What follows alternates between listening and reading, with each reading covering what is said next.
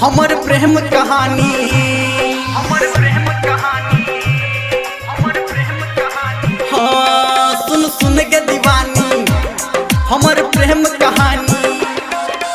ढेर दिना से रखने छी हम मन में एकटा राज, हमारा जान मारैया गे तोहर कोयली सन आवाज, हमारा जान मारैया गे तोहर कोयली सन आवाज।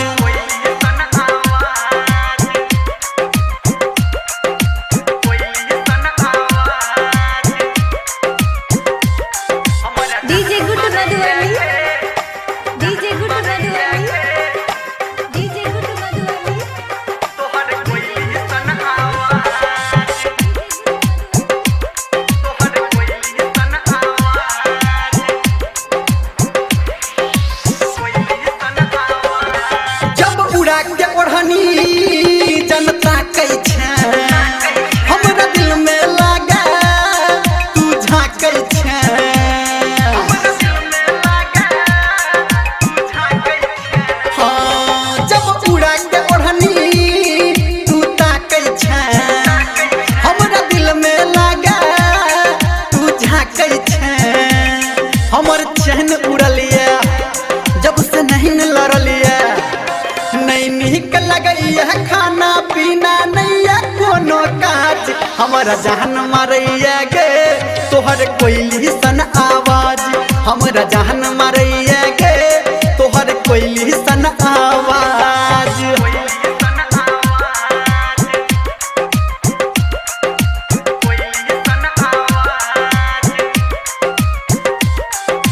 DJ good Madhubani, DJ good Madhubani. अभी आप सुन रहे हैं सावरिया म्यूजिक।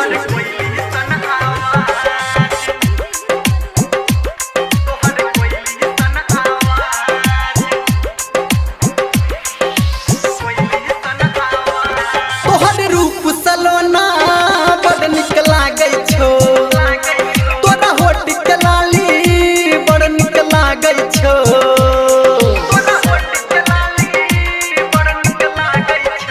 हाँ तोहर रूप सलोना बड़ निक लागै छौ, तोरा होठ के लाली बड़ निक लागै छौ।